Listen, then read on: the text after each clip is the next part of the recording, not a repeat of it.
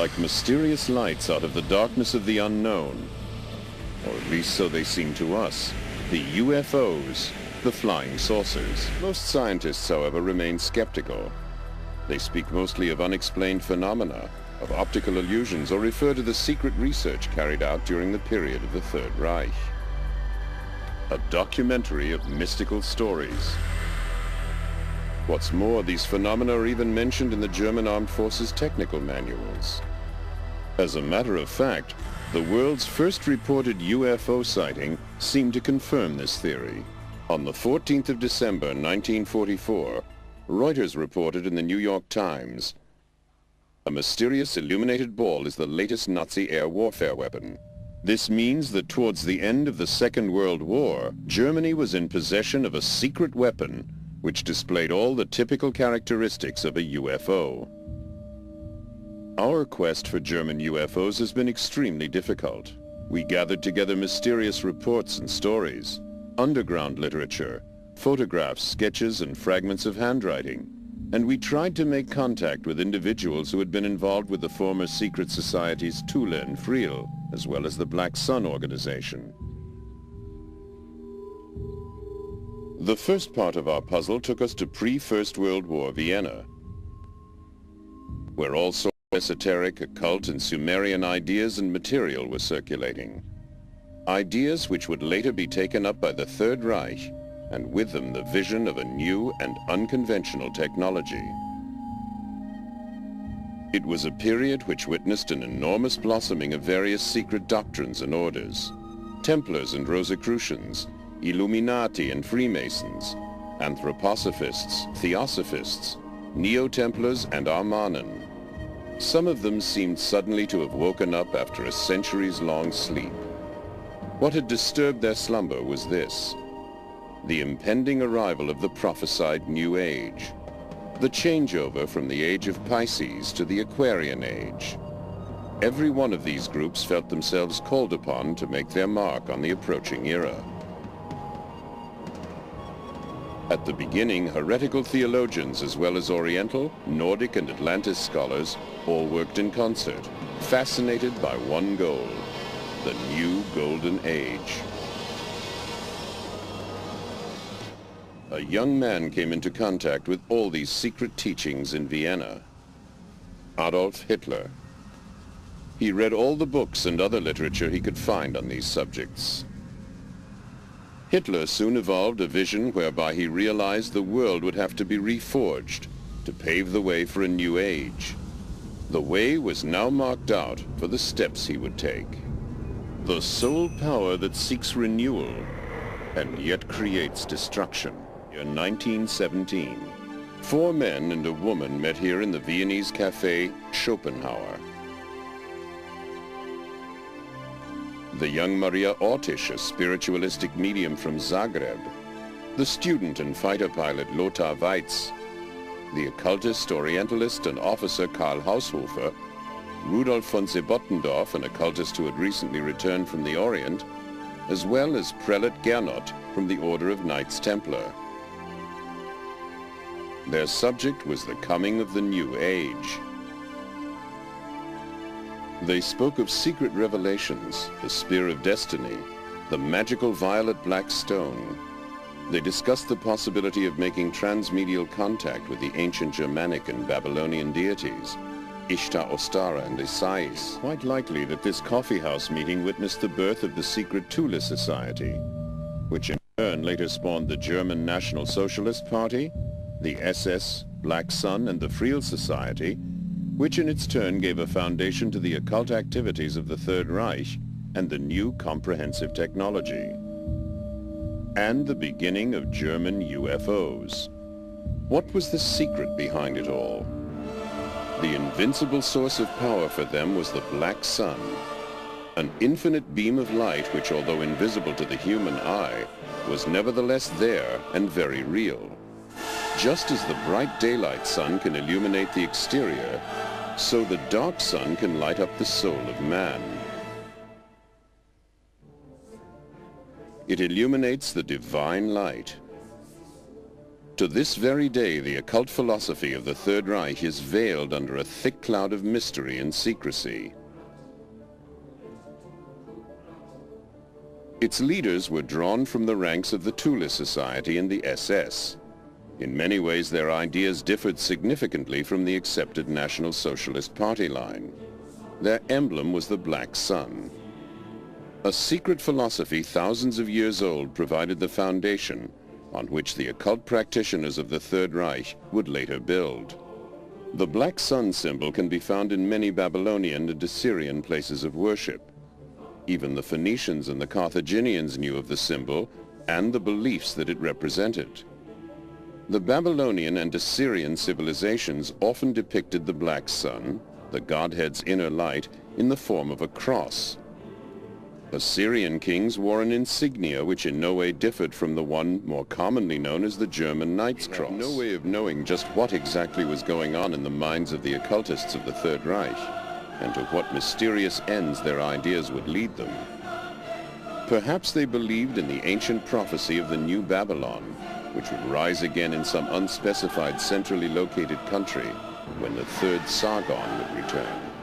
The secret knowledge and the prophecies which the Knights Templar had brought back with them from the Orient had been slumbering for centuries, waiting for the time of fulfillment to approach.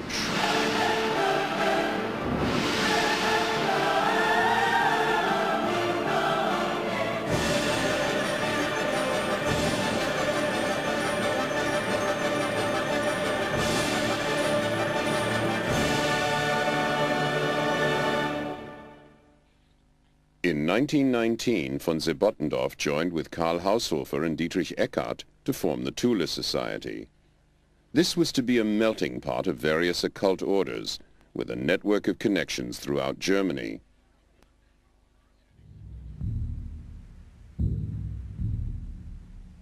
The center was to be in Munich.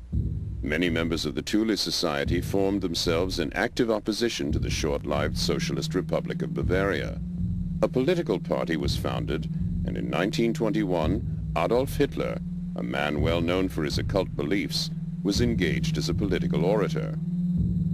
Inspired by members of the Thule Society, Hitler's plan for a 1,000-year Reich was born. The increasing political ambitions of the Thule Society resulted in a number of smaller groups going their own way. One of these groups was the Vril Society. Towards the end of 1919, a select group of people, members of both the Thule and Vril societies, met in an old hunting lodge near Berchtesgaden.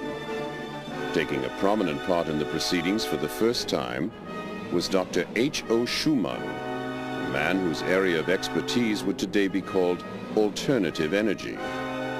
Nevertheless, the leading figure was the medium Maria Ortisch. A second medium was also present on this occasion, the 18-year-old Sigrun. Maria Ortisch presented texts she had received from her spirit medium, one in the Sumerian alphabet and the other in the secret code of the Knights Templar. Both texts had already been translated. Were they messages from the gods? Construction plans for the development of some new advanced technology? From now on, the members of the Vril Society devoted themselves wholeheartedly to the realization of what must be one of the most bizarre ideas that ever occurred to the mind of man: the construction of real levitation power unit. At the beginning of 1924, the machine was dismantled and taken to Augsburg in southern Germany for storage, perhaps to the Messerschmitt aircraft factory. As a member of the Thule Society, Rudolf Hess gave a number of lectures and was, among others, one of the people responsible for the early encouragement this new technology was accorded. In all things, we are able to recognize two principles which decide upon matter and events: light and darkness, good and evil, creation and destruction. These two principles, the creative and the destructive, determine our technical means.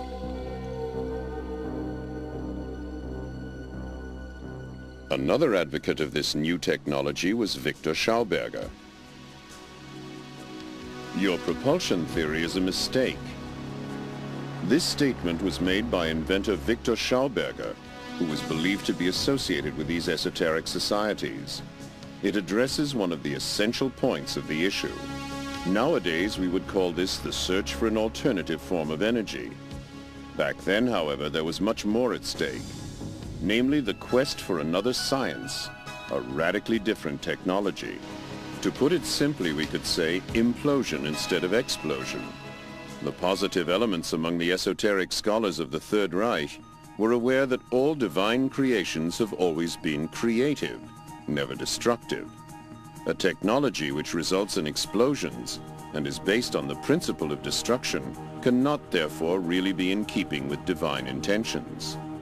All internal combustion engines, for example whether piston engines or rocket propulsion systems, work on the principle of an explosion. In other words, with destructive capabilities. Their ultimate effect is sure to be destructive. The environmental damage meanwhile visited on the planet by the technology of explosion, including atomic energy, exhaust fumes, and so on, makes it quite clear that the call for a new technology, like the one under discussion back then, is clearly justified. Victor Schauberger's experimental flying prototypes worked on the principle of levitation. Esoteric knowledge played an ever-increasing role in the search for new sources of energy and motive power. Such research as there was particularly important in the development of electrogravitational and tachometric propulsion.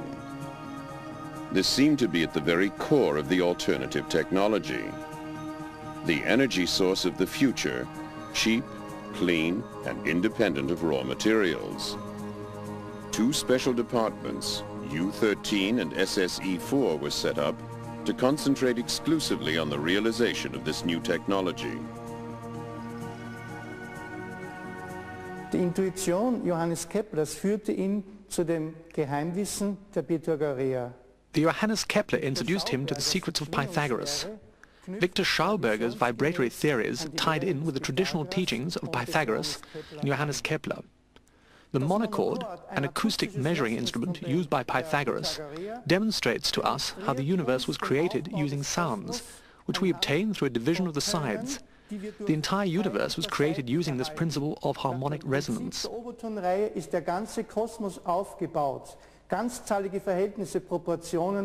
Integral numbers in proportional relationship to one another determine the structure of matter.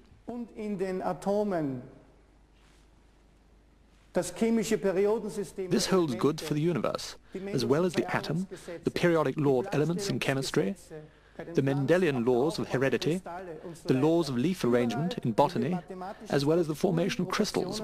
The list goes on.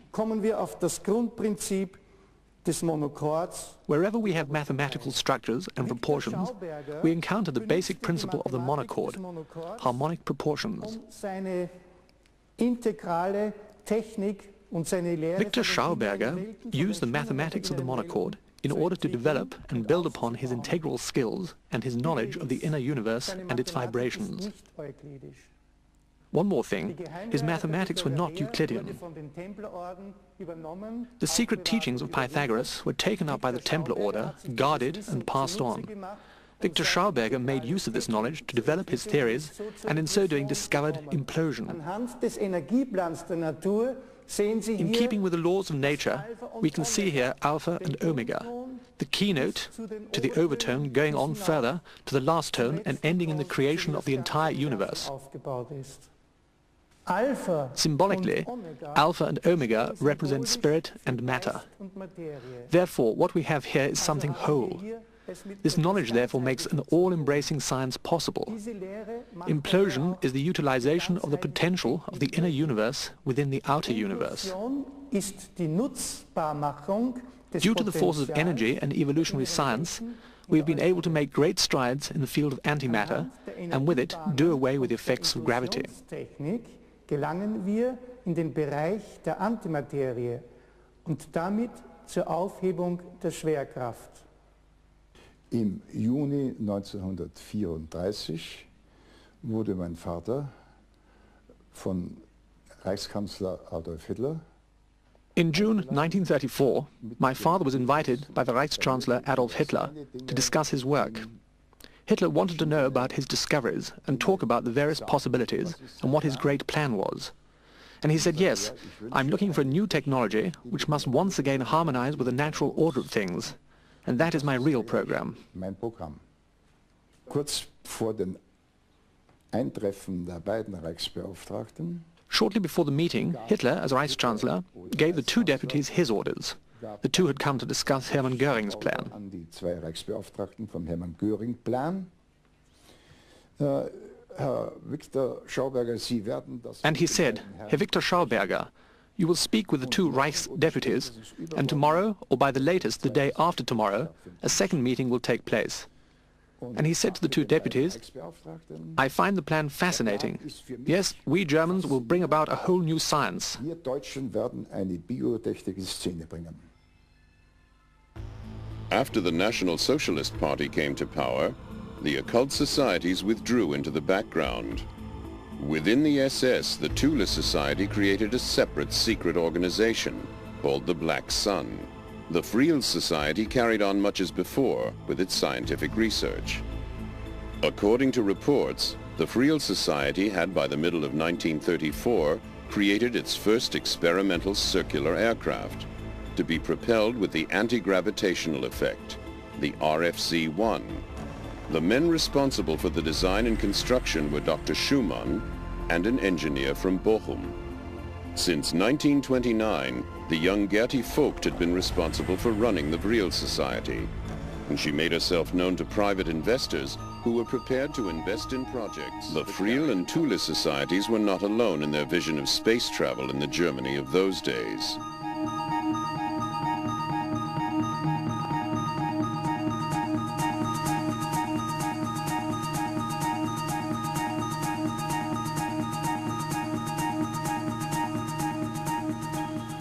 u.f.o, the German national film company, released a motion picture called The First Woman on the Moon.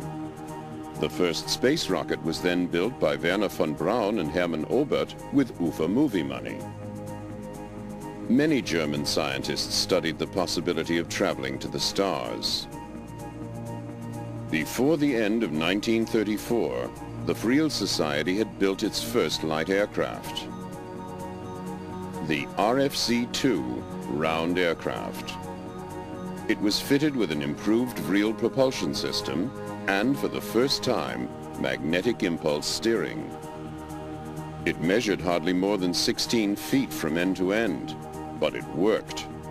It already possessed two typical characteristics of UFOs: the optical blurring of the contours when accelerating, and the colored lights depending on the level of power applied: red, orange, yellow, green, white, blue, or violet. Despite its advanced flying capabilities, the RFC-2 remained virtually unnoticed by the political leadership of the time. The same fate was to befall the first jet-propelled aircraft 4 years later, the HE-138, the HE-176, and the HE-280. Only the SS showed a slight interest in the work of the Friel Society. Its own Black Sun formation had meanwhile set up Research Department 4, SSE-4 for short, which was responsible for coming up with alternative sources of energy. What is certain is that their aim was to make Germany independent of foreign crude oil imports. Nevertheless, stimulated by Victor Schauberger and the success of the latest Friel success, SSE-4 now began to construct its own light aircraft. Using Captain Hans Kohler's tachyometer converter as a basis, and appropriating many Friel components, they developed their own Thule Aero engine. Towards the end of 1938, they had constructed a small propeller-driven light aircraft, the RFC-4, with the express purpose of observing how disc-shaped objects behave in flight. By 1939, the SS had already built its RFC-5, the first long-distance aircraft measuring more than 65 feet, and with the mysterious name Haunebu-1. Under tight security, the Haunebu-1 made its maiden flight, in all probability, in August of 1939. documents show that by 1941, the British had already found out about these top-secret SS experiments. In contrast to the simple Vril prototype, the Haunebu was a complicated proposition. However, because of the form of its power unit, it offered considerably more storage space.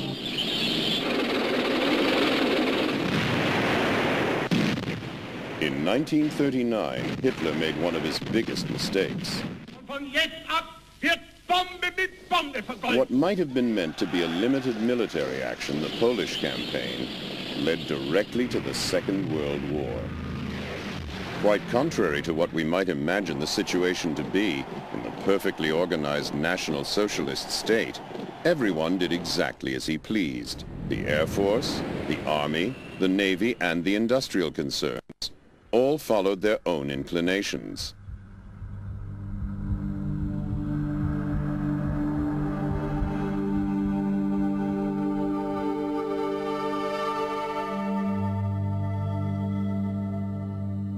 Competition for armaments contracts became intense.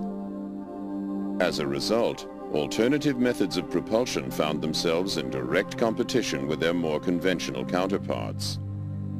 A sort of compromise was achieved with experimental flying saucers like the RFZ-7. Wir haben Transporte gemacht, auch vom Kampfgeschwader 26. The 26th Fighter Squadron had been ordered to fly from Kiel to Norway in order to resupply the 30 Fighter Squadron of the Bambach Command. On the return flight to Hamburg, I took a model of my aircraft design with me, and taking advantage of the opportunity, actually had it forwarded to Ernst Udet in the Reich's Air Ministry in Berlin. Zum Abschicken zum Reichsluftfahrtministerium nach Berlin an Udet. Udet hat dieses Modell weitergegeben. Udet passed this model on to the research establishment in Peenemünde, where tests were later carried out. Over and over again, I later heard reports from people who were working in Prague on the construction of flying discs, and progress in this field was actually being made. I also knew that Habermohl and Schriever were in possession of my model and had begun work on its practical applications. Habermohl und Schriever mein Modell praktisch bekommen hätten zum Ausarbeiten, zum Rekonstruieren. Und diese Flugscheibe hat der Schriever auf seine Art, seine Gedanken umgebaut. Während ich Schriever made certain alterations to my plans, whereas, as I was later to ascertain, Habermohl had remained true to my original design. The second prototype was a flying disc, 42 meters long, and was built by Miete Beluzzo in Breslau. 42 Meter große Flugscheibe wurde gebaut durch Miete und Beluzzo, und zwar in Breslau. Und diese Flugscheibe sollte dann, wie ich dann erfahren habe, sollte dann nach Spitzbergen geflogen werden. This flying disc, as I discovered, was flown to Spitzbergen in Norway and should have returned to Rechlin on a directional beam with an unknown transmission frequency and code word.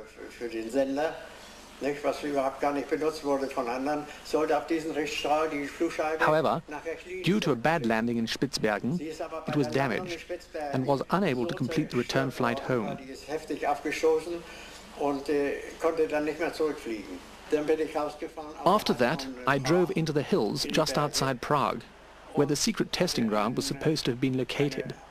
I had my Leica A camera with me when suddenly I saw such a flying saucer. I was wounded at the time, so I know that it was November, December, although the test flight was not due to take place until the following February. Someone had made an unscheduled test flight, and this is what I saw coming towards me. It had no wings, absolutely none. I took a photo and wound on the film, but it was already directly over me. Then I took a second photo, and I could see that it was a flying gyroscope, a flying saucer.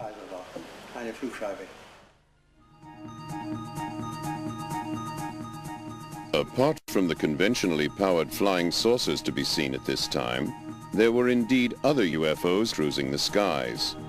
A small Vril RFZ-2 had been in service as a reconnaissance aircraft since the end of 1940. This rare photograph shows an RFZ-2 in the skies over the southern Atlantic, on the way to a rendezvous with the auxiliary cruiser Atlantis in the waters of the Antarctic. Individual sightings of the first RFC-6 Haunebu II were also reported. In July 1941, work began on this Schriever-Habermohl flying gyroscope, a jet-propelled vertical takeoff light aircraft. By the end of 1942, the first practical tests could begin. However, there were serious design faults in the first prototype. The same year, Dr. Richard Miete began work on a turbine-driven light aircraft, the RFC-7T. This was to be discus and not saucer-shaped. The Italian scientist Giuseppe Belluzzo soon joined this project, followed shortly afterwards by Schriever and Habermohl. They worked together to produce a functional, reliable light aircraft.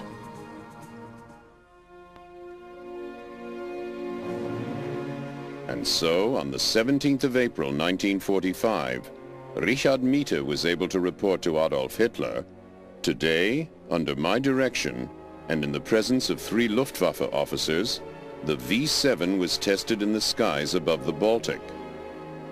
The general characteristics and attainable performance of the aircraft were as follows. The V-7 was a supersonic helicopter fitted with 12 BMW O-28 turbo aggregate engines. During the first test flight, it reached an altitude of 78,000 feet, and on the second, rose to 80,000 feet.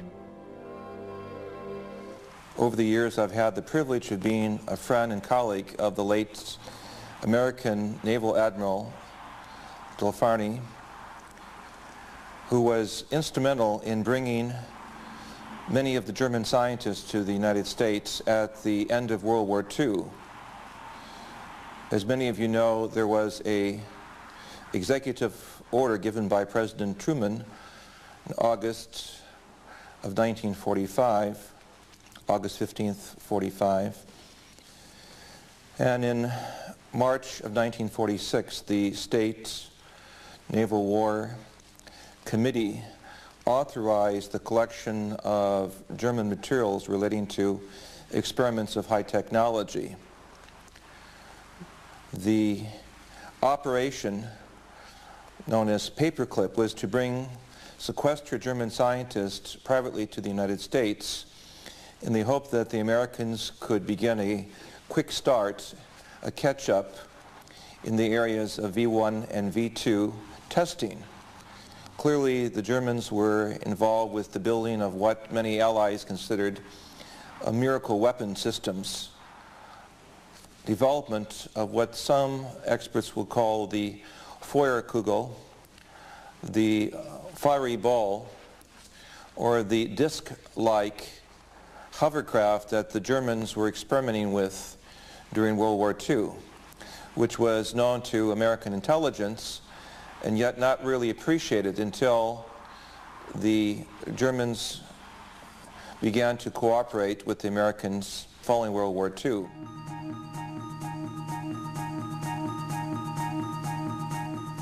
Now let's return to those people who right from the start were responsible for this. In the winter of 1942, a new light aircraft circled the Friel testing ground, the Friel 1. A single-seater with an overall length of 36 feet. In other words, the dimensions of a fighter aircraft, which was what the Friel was intended to be. This also holds true for the armaments. 3 30mm caliber Mk108s and 2 MG17s. While the Friel 1 was being developed and constructed, significant strides must have been made in the attempts to make transmedial contact. There were definite plans already at hand for the construction of a much larger aircraft, the Friel 7. In comparison to Friel technology, the Miete Belluzzo and Schriever Habermohl projects were really still quite conventional. Strange tracks in the perpetual ice. They compel us to take notice of an episode in history that crops up over and over again in connection with German UFOs. The German Antarctic expedition of 1938. In that year, under the personal command of Hermann Göring, an unusual expedition was planned. The operation involving the seaplane carrier Schwabenland had been given the mission of conquering land in the Antarctic. The expedition was a success, resulting in an area of 229,000 square miles being claimed for Germany as Neuschwabenland, or New Swabia. New Swabia is not just an ordinary tract of the Antarctic. It is a land with ice-free mountains and lakes, a habitable land which had never before been visited by any foreign expedition. Whole fleets of submarines are thought to have been ordered to New Swabia shortly before the end of the war, among them the advanced types 21 and 23. Towards the end of 1942, the Department SSE-4 allegedly began work on a new improved version of the Haunebu UFO, the Haunebu 2. This drawing shows the basic layout, including the power plant and fuselage. The exterior shape could vary. The dimensions of the Haunebu 2 varied from craft to craft, from an overall length of between 85 and 100 feet, and a height of between 30 and 36 feet at the center. It was said to be capable of a top speed within the Earth's atmosphere of 3,200 knots. The Haunebu 2 was also in all probability capable of space travel.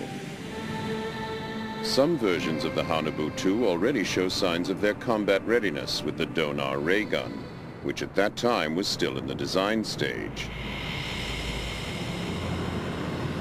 This drawing shows the layout of the crew cabin, enough room for a very, very long journey. And if the reports are correct, there was even a 230-foot-long Haunebu 3. Just before the end of the Second World War, Department SSE-4 planned to build its own gigantic UFO space station. It was to have been assembled in the old Zeppelin hangars. Its name, the Andromeda Machine. Weights of more than 100 metric tons wouldn't have posed any difficulty to the Vril gravitational engine. If we look back at the history of the ancient Near East, keeping in mind that the German philosophers were some of the best Orientalists, the work of Friedrich Delitzsch, who was one of the foremost Assyriologists. In his book, Bibel und Babel, the study of Babylon and the Bible, we acknowledge a reference to flying spacecraft. We have the same concepts in the Sanskrit traditions of the Vimanas. The Germans were clearly well aware throughout the history of some 12 to 6,000 to 3,000 years, depending upon Oriental and Near Eastern history, that these craft did exist. That is to say, that gives German experts the ability to make expeditions to Kashmir and to the South Pole suddenly appear on the scene. Obviously, there are higher connections. Many expeditions were mounted before and even during the war. Not just in the Near East, but also as far afield as South America, such as this one led by Edmund Kiss. And in the remotest regions of Asia, under the leadership of the famous Swedish explorer Sven Hedin. It was the search for traces of a higher knowledge.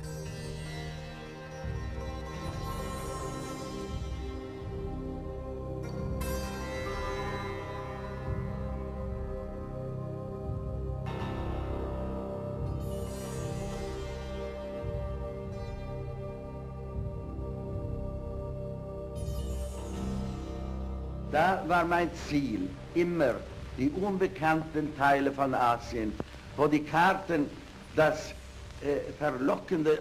My aim was always those unknown parts of Asia, where the maps bore that enticing word unexplored over the white expanses.